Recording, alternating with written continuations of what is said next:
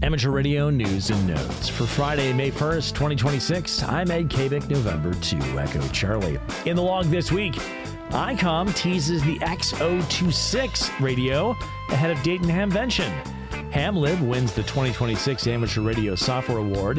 The FCC grants AST SpaceMobile limited use of the 70-centimeter amateur band.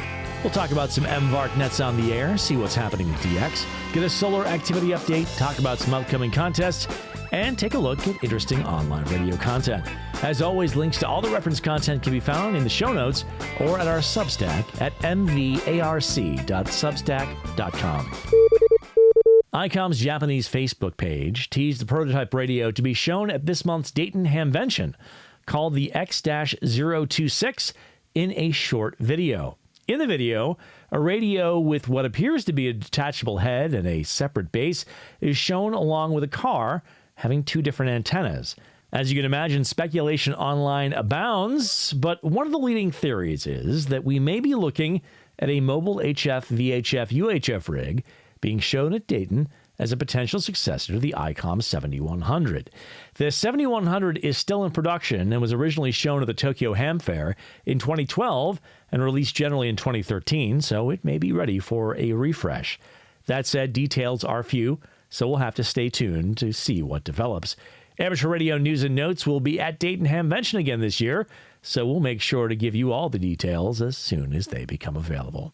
To see the teaser reel from Icom, visit the link in the show notes. The Amateur Radio Software Award Committee announced that the 2026 recipient of the Amateur Radio Software Award will be the Hamlib project. The Hamlib project allows for other software applications to access and control a wide array of amateur radio rigs and devices. The project allows for the abstraction of control logic so that other applications don't need to know about the details of each individual rig interface. Hamlib has existed for over a quarter century, but is still actively maintained by its core development team.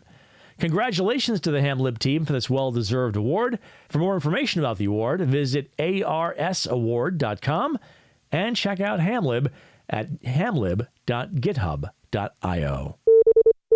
The Federal Communications Commission published its Authorization and Order DA 26-391 on April 21, 2026, authorizing AST Science LLC's AST SpaceMobile service to utilize frequencies in the amateur radio 70-centimeter band on an emergency basis. The application to use those frequencies had brought significant pushback from the amateur radio community as the AST SpaceMobile constellation seeks to launch 248 satellites in non-geostationary orbit for the purpose of providing space-based mobile phone services, with the authority to deploy 223 additional satellites. While the primary frequencies in use are the bands used by cell phones and the SHF bands for backhaul, they requested and were given the right to utilize the frequencies of 430.5, 432.3, 434.1, 435.9, and 439.5 megahertz, with a bandwidth of 50 kilohertz in the 70-centimeter bands for what are termed emergency operations only, outside of the U.S. only. The FCC noted significant opposition to the operation in the bands, but said, quote, AST has shown that harmful interference from AST's transmissions to other authorized operations, including amateur radio operations, in the 430 to 440 megahertz band is extremely unlikely, and if such interference should occur, AST is capable of ceasing such transmissions. The authorization and order continues, quote, regarding objections and concerns raised by the members of the amateur radio community, the AST modification grant N15, we have continued to not receive any complaints of harmful interference for AST's already authorized operations in the 430 to 440 megahertz band. In addition, we will continue to limit AST operations in the band to emergency operations when no other bands are available for the 223 additional satellites authorized herein for a period not to exceed 24 hours. We find that this will further mitigate any possibility of harmful interference. The full authorization and order can be found at a link in the show notes. And now let's talk about some MVARC Nets on the air. We got our 2-meter FM net on Tuesdays at 7 p.m. on the repeater. That is immediately followed by the digital net on Yaesu's System Fusion C4 FM on the same frequency. And then on the weekends, we have the MVARC Slow Speed CW Roundtable Saturday and Sunday, 7:30 a.m. Eastern Time at 3.565 megahertz for CW.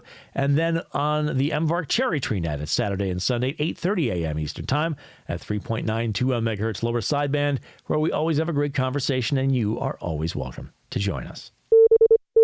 And now let's take a look at what is happening with DX. There will be a lot of DX on the air this week. Stations on the air this week include Rodriguez Island, Bonaire, Kenya, Agasawara, Azores, South Cook Islands, Burkina Faso, French Polynesia, Gambia, Comoros, Central Kiribati, Minami Torishima, Colombia, and the South Orkney Islands.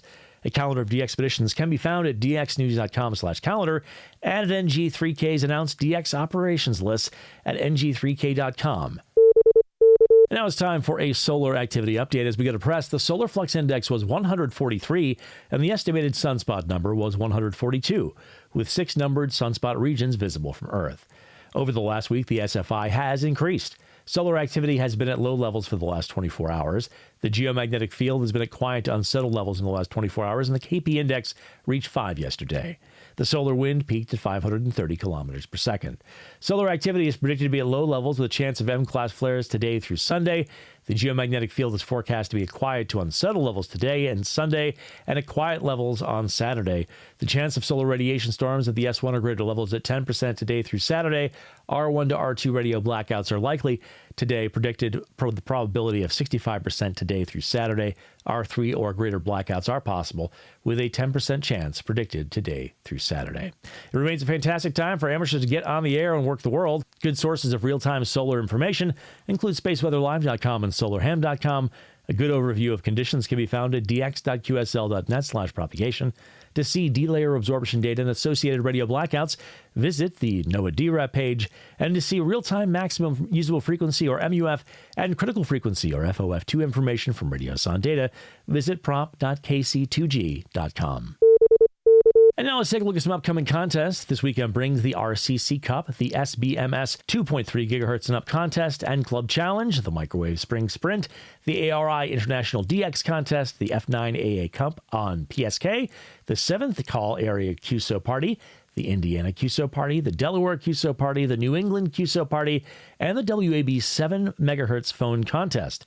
As always, the K1USN SSTs, the MSTs, and the CWTs will also be on the air. The full contest calendar with events and exchanges can be found at contestcalendar.com. And finally, let's wrap things up with some interesting online radio content. As always, all the links we are talking about here can be found in the show notes and also at our Substack at mvarc.substack.com. Kevin WNDED talks to Mark K1RX about how POTA skills can translate into contesting. George VK2AOE builds an inexpensive 70-centimeter beacon for a fox hunt. Stuart V9CF talks to Molly W3NY and Julius AK9IT about their de-expedition to the Dry Tortugas. Josh KI6NAZ takes a look at the 25th anniversary Baofeng with disappointing spectral purity.